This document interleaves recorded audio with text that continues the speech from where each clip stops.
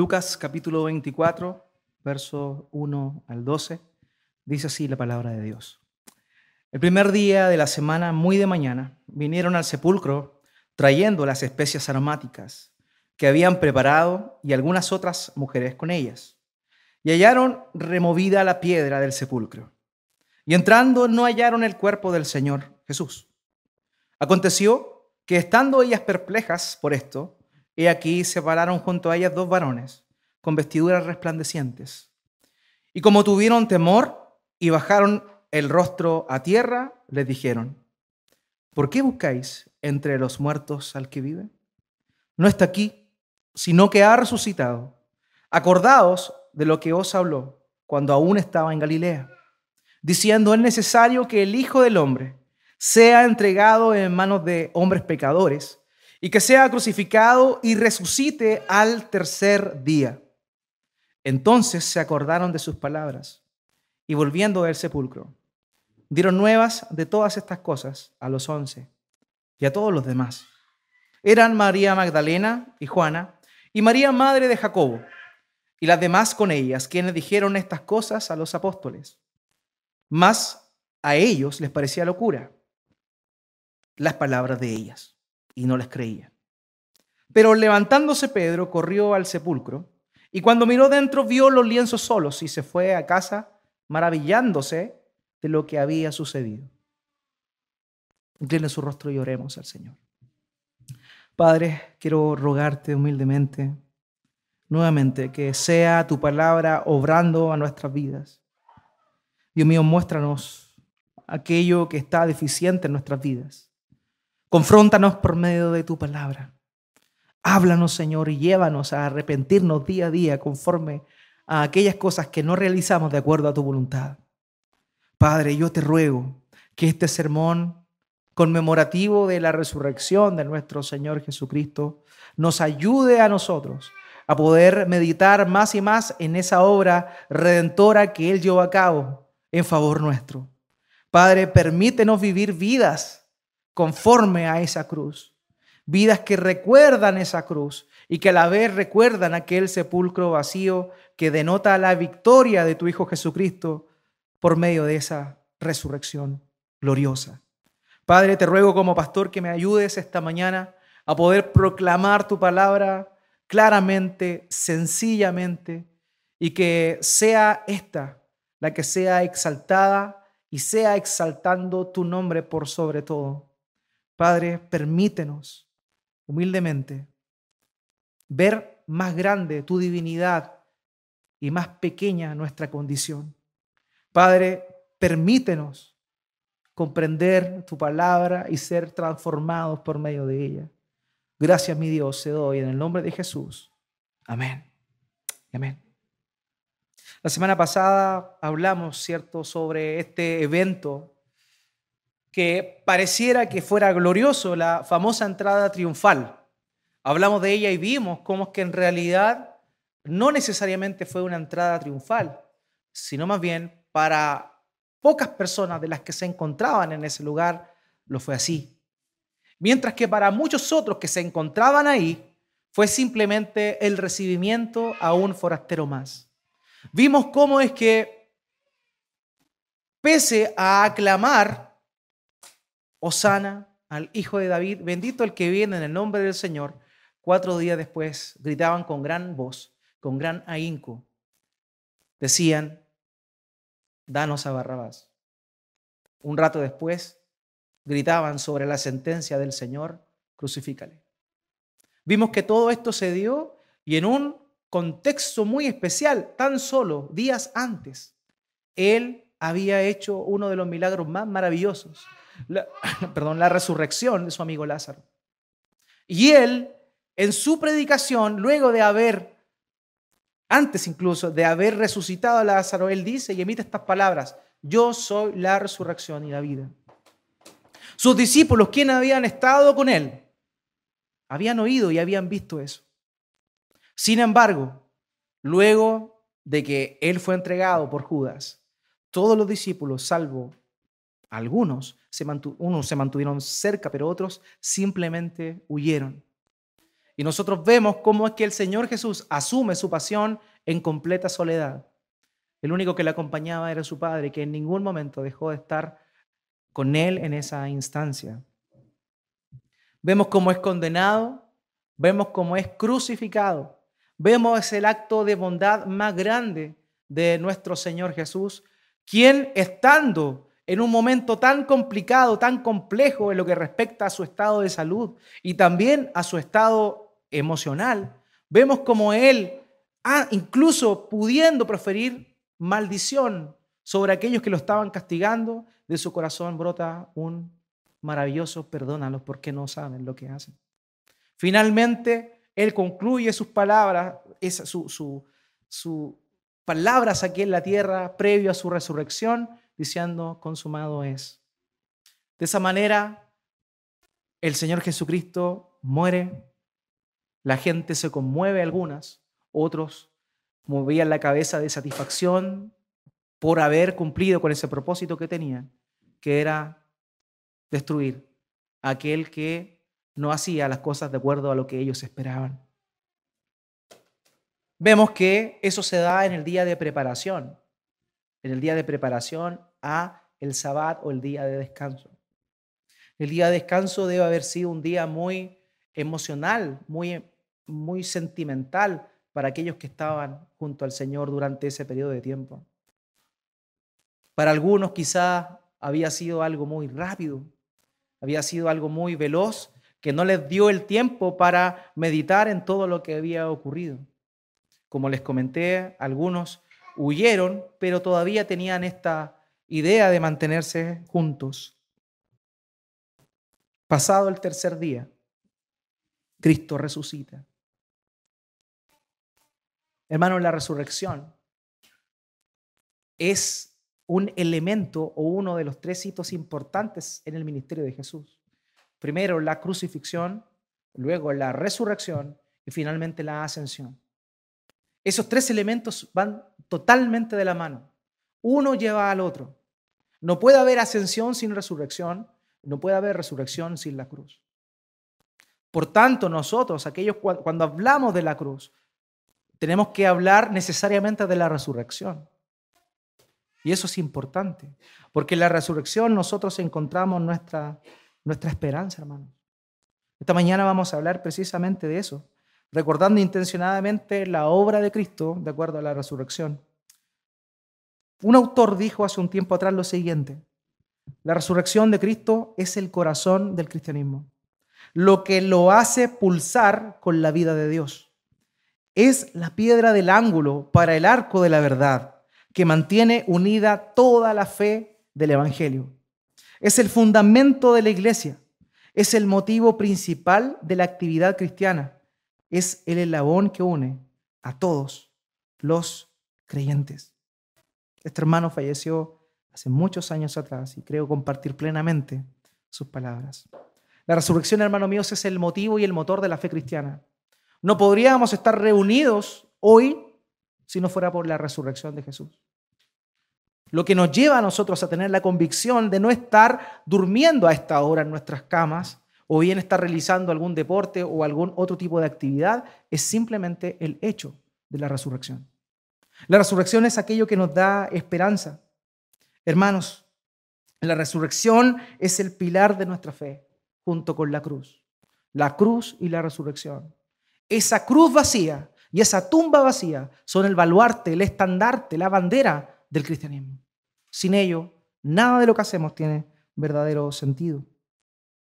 Ahora, si Cristo no hubiese resucitado, según las palabras de Pablo en 1 Corintios capítulo 3, versículo 4, significaría que el evangelio es una farsa. Si Cristo no resucitó, hermanos, el evangelio que proclamamos, que anunciamos y que creemos sería nada más que una mentira. Por otro lado, si Cristo no resucitó, según lo que el mismo apóstol Pablo dice ahí en 1 Corintios, capítulo 15, verso 14, implicaría necesariamente que aún estamos muertos en nuestros pecados. No bastaba simplemente con que Cristo fuese crucificado. Cristo tenía que resucitar. Y esa resurrección es la que a nosotros nos da esperanza. Y producto de eso es que hoy podemos tener la certeza y la esperanza en la eternidad. Si Cristo no hubiese resucitado, no hay perdón de pecados. Hermanos, si Cristo no hubiese resucitado, nosotros tampoco resucitaríamos. Por tanto, de ninguna manera podríamos decir, como Pablo, para mí el morir es ganancia. Si Cristo no resucitó, nosotros no resucitaríamos. Sin embargo, a la hora de Él haber resucitado, nosotros tenemos esa esperanza gloriosa de que para nosotros el estar separados de este cuerpo ya no es una pérdida, sino una ganancia, como lo dice el apóstol Pablo en Filipenses capítulo 1, versículo 23. Sin duda alguna, el glorioso momento de la resurrección debe a nosotros animarnos y darnos esperanza, darnos fe, darnos seguridad de lo que Dios ha hecho por nosotros.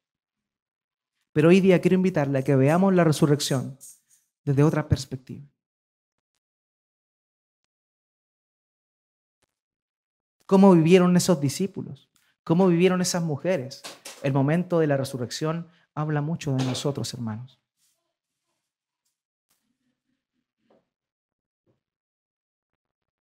La verdad es que dentro del relato del Evangelio no se nos dice mucho sobre la resurrección. Simplemente se dice que Cristo resucitó. No se nos dice a qué hora eso se llevó a cabo. No nos dice cómo es que esto sucedió. Simplemente hay un hecho sustancial de que Cristo resucitó. Sin embargo, el relato nos habla mucho más de las personas que seguían a Jesús que del acto mismo de la resurrección. Y es ahí donde hemos visto esta panorámica que hemos leído en estos versículos y que nos muestra precisamente cuál fue la reacción de estos discípulos frente a este suceso maravilloso de la resurrección de Jesús. Por eso es que el título de este sermón es ¿Dónde está Jesús? Y hoy día hablaremos de dos puntos importantes o de dos principios importantes que nosotros vemos en este pasaje. El primero es este, hermano. Tú puedes sentir afecto por Jesús sin creer en Él. Y lo segundo es que tú puedes seguir a Jesús sin creer en Él. Eso fue lo que le pasó a estas mujeres y a estos hombres que vamos a estar detallando ahora. En primer lugar, vemos en la escena a estas mujeres que van con urgencia. Fíjese que el texto dice que era temprano en la mañana. El Evangelio de Juan nos dice que ellas salieron cuando aún era muy oscuro. Si conciliamos esos pasajes, claramente nos da a entender que ellas estaban impacientes, estaban ansiosas. ¿Por qué? Por querer hacer un bien. Ellas querían hacer algo bueno. Su Señor, su Maestro, aquel que había estado tanto tiempo con ellas, había muerto. Había muerto. Probablemente por las heridas, el proceso de descomposición iba a ser muy rápido. Por eso ellas, con mucho anhelo, con mucho cariño, por quien había sido su Maestro, ellas anhelaban muy devotamente, apenas amaneciera el primer día que se les permitía, luego del día de reposo, ir a la tumba del Señor a poder hacer esto que se hacía como costumbre en aquel entonces, que era llevar especias aromáticas para perfumar, pero también para proceder a algo propio de la cultura, que era el embalsamiento. Ahí él iba a ser embalsamado. Eso era lo que las mujeres querían hacer. Tenían urgencia y una gran dedicación para eso. Ahora nosotros nos preguntamos quiénes eran estas mujeres. Algunos relatos del Evangelio mencionan algunas, pero la verdad es que aquí el autor, Lucas, nos muestra y nos habla por nombre de tres mujeres. La primera de ellas era María Magdalena, una mujer que ustedes habrán oído, ha sido muy vapuleada, ha sido muy expuesta, lamentablemente con mentiras. Algunos, cierto, han presumido que María Magdalena era la pareja de Jesús, mostrando de esa manera una aberración tremenda a lo que el Evangelio nos muestra. Otros piensan que María Magdalena era una prostituta, haciendo el símil de esta mujer llamada María que unge al Señor Jesús en Betania. Sin embargo, eran mujeres totalmente distintas. María Magdalena no es esa María que unge los pies del Señor con su llanto y que es considerada una mujer pecadora. Si usted pensaba eso, estaba equivocado y el catolicismo romano le mintió otra vez. Hermanos, Lo único que sabemos nosotros de María Magdalena es precisamente de qué ciudad venía: Magdala. La ciudad de Magdala se encontraba aproximadamente a unos kilómetros de donde se había dado todo eso.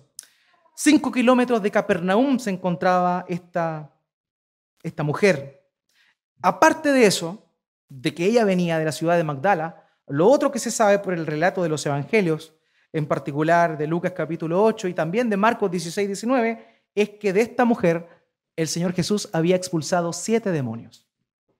7 demonios tenía María Magdalena.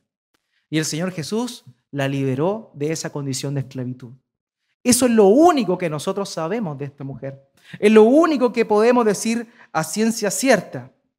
Ahora, ella, junto a otras mujeres, mencionadas acá por nombre Juana, partieron junto a María Magdalena a el sepulcro.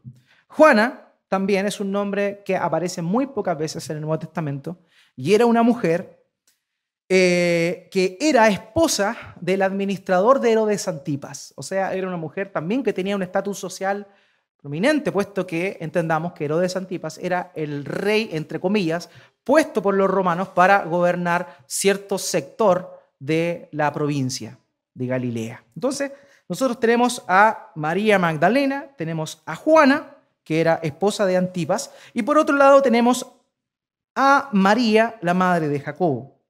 Al parecer, según lo que nos dice Juan, capítulo 19, verso 25, esta mujer sería la esposa de Cleofas. ¿Quién era Cleofas? En el mismo relato de Mateo capítulo 24, después se habla de 2 hombres viajeros que iban camino a Emaús y que el Señor Jesús se les aparece. Uno de esos hombres era Cleofas. Entonces vemos aquí el cuadro: María Magdalena, vemos a Juana y vemos a María, ¿cierto?, la madre de Jacobo, que sería la mujer de Cleofas, también un hombre a quien el Señor Jesucristo se le apareció luego de haber resucitado. Entonces vemos a estas mujeres y vemos el corazón de ellas, como les comentaba. Ellas querían ir a realizar ese proceso, a embalsamar el cuerpo del Señor. Es curioso, pero en aquel entonces los sepulcros se cubrían con rocas aproximadamente de 1 tonelada. 1 tonelada pesaban las rocas que cubrían los sepulcros en ese entonces. Para ello, mínimo, se necesitaban 20 hombres.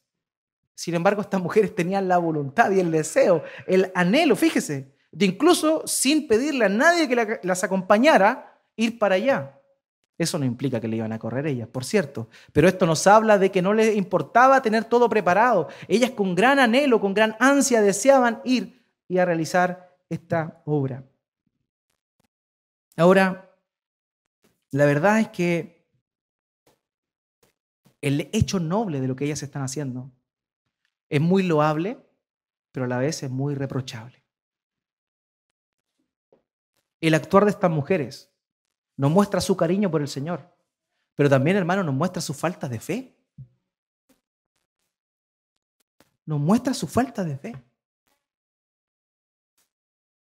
¿Dónde estaba Jesús para ellas? Para ellas, Jesús estaba en la tumba. Lo lógico era que luego de haber muerto permaneciera en esa tumba.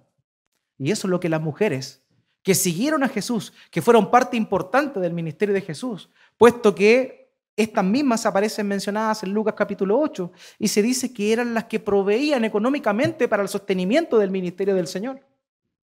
Por tanto, ellas estuvieron ahí, fueron partícipes, escucharon las enseñanzas del Señor, escucharon incluso después los ángeles les van a decir, ¿no se acuerdan lo que Él les dijo?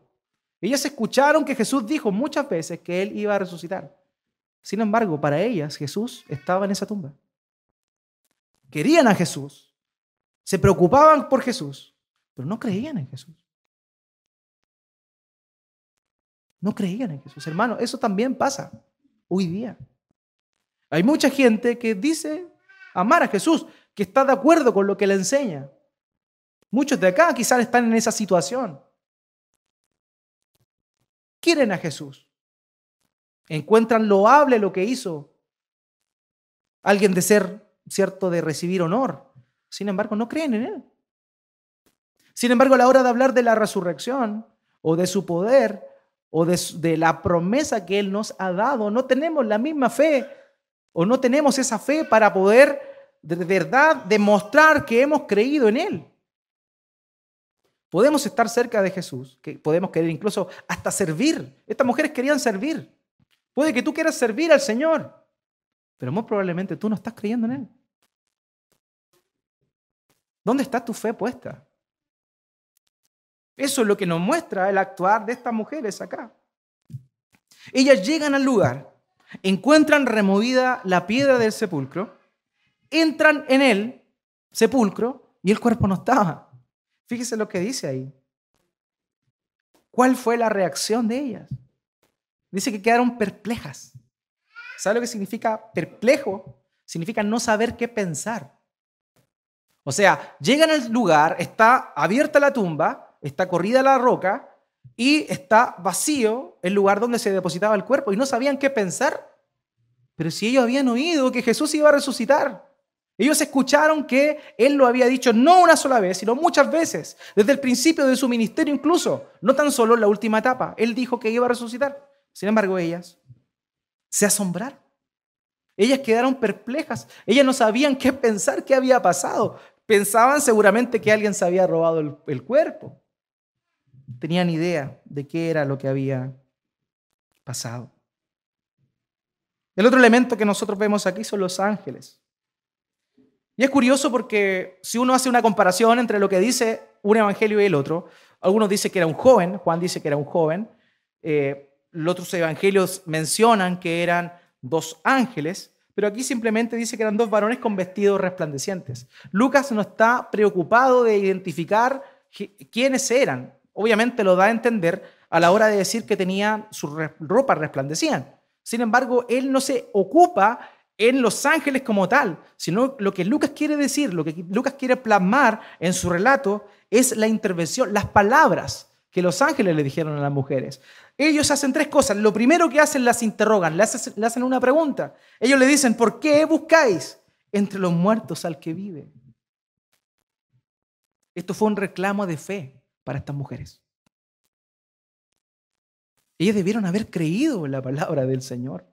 Ellos debieron haber visto la tumba vacía y en ese momento, esto es el cumplimiento de lo que Jesús había dicho. Y haberse alegrado. Sin embargo, a la hora de ver la tumba vacía, ¿qué les ocurrió? No sabían qué pensar. Este es el reclamo que le hacen los ángeles a estas mujeres, seguidoras de Jesús. ¿Por qué buscáis entre los muertos al que vive? Lo segundo que hacen ellos es hacerle un comentario. No está aquí, sino que ha resucitado. No está aquí, Él resucitó. Este es un reclamo nuevamente que les está diciendo. ¿Por qué buscan entre los muertos aquel que debió haber resucitado? No está aquí porque resucitó. Era el reclamo que estos ángeles estaban haciéndole a estas mujeres. Lo tercero que hacen ellos es un recordatorio. Acordaos de lo que os habló cuando aún estaba en Galilea. Lucas capítulo 9, versículo 22. Anótelo y revíselo después en su casa. Y diciendo, es necesario que el Hijo del Hombre padezca muchas cosas y sea desechado por los ancianos, por los principales sacerdotes y por los escribas, y que sea muerto y resucite al tercer día. Lucas 9, 22. Lucas 9, 44. Haced que os penetren bien en los oídos estas palabras, porque acontecerá que el Hijo del Hombre será entregado en manos de pecadores. Lucas 13, 32. Y les dijo, id y decid a aquella zorra, he aquí, echo fuera demonios y hago curaciones hoy y mañana, y al tercer día termino mi obra. Lucas capítulo 17, versículo 25. Pero primero es necesario que padezca mucho y sea desechado de esta generación. Lucas capítulo 18, versículo 31 al 33. Tomando Jesús a los 12 les dijo, he aquí, subimos a Jerusalén y se cumplirán todas las cosas escritas por los profetas acerca del Hijo del Hombre. Pues será entregado a los gentiles y será escarnecido y afrentado y escupido. Y después que le hayan azotado, le matarán, mas al tercer día resucitarán. Entonces ellas se acordaron. Muchas oportunidades, solamente en el Evangelio, según Lucas, se muestra que Jesús mencionó que iba a morir y mencionó el tercer día. Sin embargo, ellas no creían en Él. No creían en Él. Hermano, tú puedes estar aquí esta mañana, puedes querer servir a Jesús, puedes amarlo, puedes tener cariño, entre comillas, amarlo, entre comillas, pero en realidad no creer en Él. No creer en sus promesas. No creer que Él verdaderamente hace lo que promete. Hermano, Él ha dicho que no te afanes, pero tú te afanas porque no crees en Él.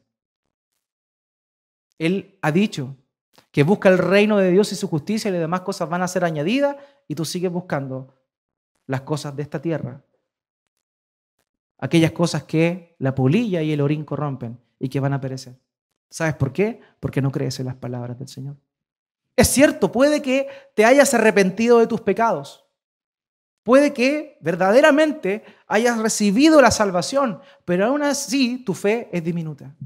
Aún así tu fe es demasiado intelectual. Aún así tu fe está demasiado focalizada y a la hora de encontrarte en el mundo real con los problemas reales, tu fe queda en evidencia que no existe. Eso fue lo que le pasó a estas mujeres. Mujeres buenas, mujeres dadivosas, que daban, que servían, pero no creyeron en lo que Jesús había dicho. Hermanos, el llamado a esta mañana es que tú no seas como esas mujeres, que tú analices tu fe y veas si verdaderamente crees en Cristo. En primer lugar, si crees en Cristo como tu Salvador, pero también debes meditar si estás creyendo en las promesas de Él, si estás creyendo en lo que Él dijo que Él lo va a cumplir. Hermano, nosotros no vivimos como si el Señor Jesucristo fuera a venir. Vivimos nuestro día, organizamos, planificamos, hacemos las cosas de acuerdo a nuestra voluntad. Hermano, hermana, el Señor dijo que venía. ¿Estás dispuesto a que Él venga? ¿Estás preparado para que Él venga? ¿Vas a ser como ese siervo infiel que a la hora de recibir esos talentos los escondió porque sabía que su Señor le iba a exigir cosas? ¿Estás en esa postura? ¿Crees que Él va a volver? Si Él vuelve hoy día, hermano. Y no nos pongamos catológicos que tienen que pasar cosas primero. No, pongamos así. Pero si Él vuelve hoy día, hermano, ¿cómo estás? ¿Estás listo para recibirle? Si no es así, si tú no anhelas, si tú no deseas que el Señor pueda venir hoy día, eso significa que tú no crees en sus promesas, porque Él dijo que iba a volver. Hermano, tenemos que tener cuidado y analizar nuestra fe. Podemos tener amor por lo que Cristo dijo. Podemos considerar lo que Cristo dijo, pero no necesariamente creemos en lo que Cristo dijo. Debemos tener cuidado. Y eso nos lleva a nuestro segundo punto. Hermanos, podemos seguir a Jesús sin creer en Él. El relato que vemos acá, las mujeres son confrontadas por los ángeles por su falta de fe. Pero ellas, a la hora de ser confrontadas y darse cuenta de lo que había sucedido, lo primero que hacen es dirigirse, ¿dónde? Donde estaban los 11. Los 11 apóstoles que estaban juntos, que seguramente luego de haberse escondido cada uno por su lado, se reunieron para meditar en aquello que había pasado. Probablemente pasaron el sabbat también juntos. Sin embargo, los 11 estaban ahí. Y cuando estas mujeres llegan donde ellos, le dicen lo que ocurrió, la respuesta de los apóstoles, hermanos, es terrible. Aquellos que compartieron más de 3 años con Él, aquellos que estuvieron ahí, que vieron las cosas que Él hizo y lo que ellos hicieron por la autoridad delegada de Él. Ellos vieron eso. Ellos vieron a Lázaro resucitar. Sin embargo, no confiaban que Él también iba a resucitar. La respuesta de ellos ante el testimonio de las mujeres fue tremendo. Ahora hay que entender una cosa cultural. En aquel entonces el testimonio de la mujer no valía, ¿ya? Si una mujer no podía ser considerada como una testigo de algún evento, ¿ya? Obviamente por la cultura que reinaba en aquel entonces. Por tanto, no hay que desmerecer la reacción, o sea, no hay que cuestionar tanto la reacción de los apóstoles, o sea, era algo que de alguna forma era común. Sin embargo, sí debieron haber pensado en lo que ella le estaba diciendo. Y la respuesta de ellos fue tremenda. Fíjese que aquí el texto dice que lo encontraron extraño lo que ellas habían dicho. La palabra empleada ahí es deliraban. O sea, los apóstoles, cuando escucharon que Jesús había resucitado y que las mujeres habían sido testigos de aquella tumba vacía, su respuesta ¿cuál fue? No, ustedes están locas, ustedes están delirando. Pero ellos escucharon lo mismo que ellas. Ellos escucharon, ellos siguieron a Jesús, ellos estuvieron con Jesús. Ellos vieron todo lo que Él hizo, cómo cumplió cada una de esas promesas. Ellos fueron enviados, vieron cómo Cristo partió el pan y cómo se multiplicó, cómo esa multitud fue alimentada. Primero los 5.000, luego los 4.000. Vieron cómo peces que no estaban en aquellas cestas de pronto aparecieron. Vieron lo sobrenatural, vieron cómo mancos les salió una mano. Personas mutiladas. Sus miembros fueron regenerados. Vieron el poder de Dios. Vieron lo que Él decía. Sin embargo, cuando las mujeres llegan con esta noticia, ellos pensaban que estaban delirando.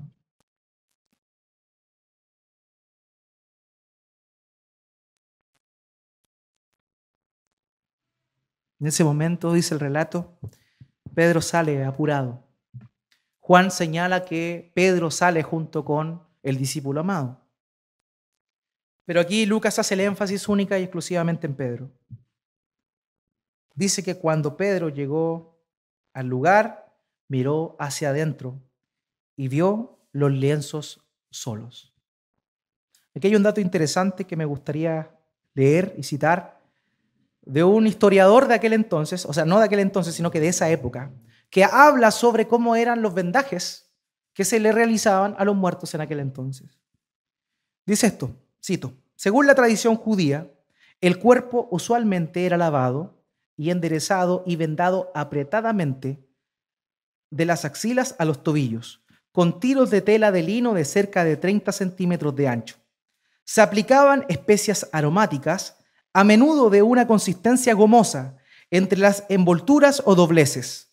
Servían en parte como un preservativo y en parte como un cemento para pegar las envolturas de tela en una cobertura sólida. Cuando el cuerpo estaba cubierto así, un cuadro de tela se envolvía alrededor de la cabeza y se amarraba debajo de la barba para evitar que se aflojara la quijada. Eso era la forma en la cual se hacía. Pedro ingresa a la tumba, ve que la tela estaba así, ve que la tela estaba armada por completo. Sin embargo, el relleno de la tela no estaba. ¿Qué podría haber pensado Pedro? Se lo robaron, como lo dijeron algunas personas por ahí. ¿Qué ladrón iba a sacar un cuerpo y darse el lujo de desatar todo eso que nosotros acabamos de ver ahora? Era imposible, era como un cemento, no se podía. Obviamente eso demostraba algo milagroso, demostraba algo sobrenatural, pero ¿sabe usted lo que dice acá? ¿Sabe usted cuál fue la reacción de Pedro? Acompáñeme, vea lo que dice. Pedro se maravilló. La expresión empleada ahí, algunas versiones la traducen como que se extrañó. ¿Se extrañó? ¿Saben qué es lo más chistoso? Que al ver visto esto, se fue a su casa. Cristo en innumerables oportunidades le dijo, voy a resucitar. Es necesario que el Hijo del Hombre sea entregado, sufra, ¿cierto?, por parte de los principales, pero el tercer día va a resucitar. Lo dijo muchas veces. ¿Y qué pasa con Pedro? Un perfecto incrédulo. Alguien como que ni siquiera tenía la información necesaria para eso. Su reacción es extrañarse, maravillarse por aquel suceso e irse a su casa. ¿Sabe dónde vivía Pedro? En Capernaum. ¿Saben dónde estaba el sepulcro? En la tierra de Judea, de Jerusalén. Hay muchos kilómetros entre un lugar y el otro. Pedro se fue a su casa. Los otros, por lo menos Pedro tuvo el ánimo de ir y corroborar la información que las mujeres habían dado. Los otros simplemente pensaron que ellas estaban locas, que ellas deliraban, que era también algo, esa expresión delirar se emplea también como efecto de una fiebre muy alta. En ese tiempo se empleaba para eso. Pero Pedro va, por lo menos, a un acto de fe. Sabemos que Pedro era impulsivo. Pero llega allá, se extraña y se va a su casa. Hay gente que sigue a Jesús, pero no cree en él. Para Pedro, Jesús también debió haber estado en esa tumba. Cuán reflejado nos vemos muchas veces en estas personas. Sabemos que luego vino el Espíritu Santo y vino convicción, ¿cierto? A la hora de, después de eso, porque Cristo se le aparece y le da testimonio de que él había resucitado. Vemos cómo ellos, después de la venida del Espíritu Santo, toman valor y proclaman el Evangelio, proclaman la resurrección de Jesús. Pero su condición natural, ellos no creían. Hermanos míos, la fe es un don de Dios. Puedes tener todos los argumentos, puedes tener argumentos maravillosos, lógicos, pero eso no salva a nadie. Quien da la fe es Dios. Efesios capítulo 2, versículo 8. Porque por gracia sois salvos por medio de la fe, y esto no de vosotros, porque es don de Dios. ¿Cómo está tu fe, hermano, hermana? ¿Estás creyendo en las promesas de Dios? ¿Has visto la obra de Cristo en tu vida? ¿Has visto cómo has cambiado? ¿Has visto de qué lugar Dios te sacó? ¿Has visto cómo te has sostenido en situaciones que tú creías que la vida se te iba? Y Él estuvo ahí.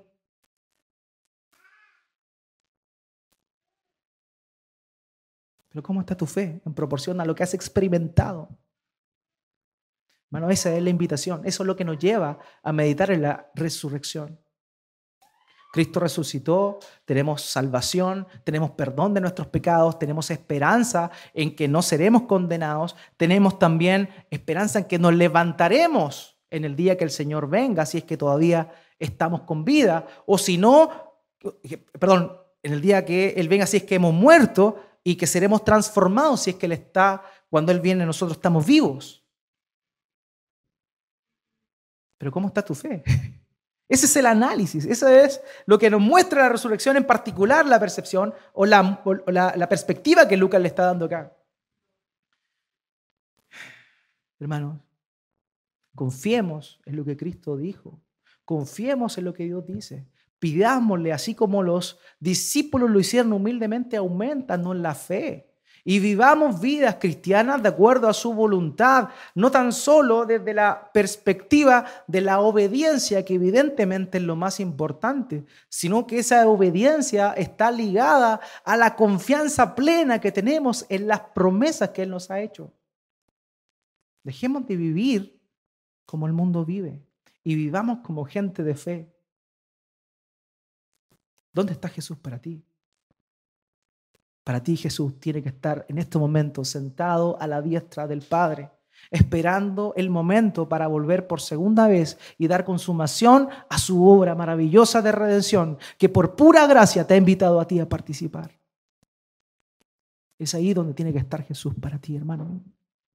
Te invito a que esta semana puedas meditar en tu fe, en tu confianza en Dios y en tu obediencia a esa fe.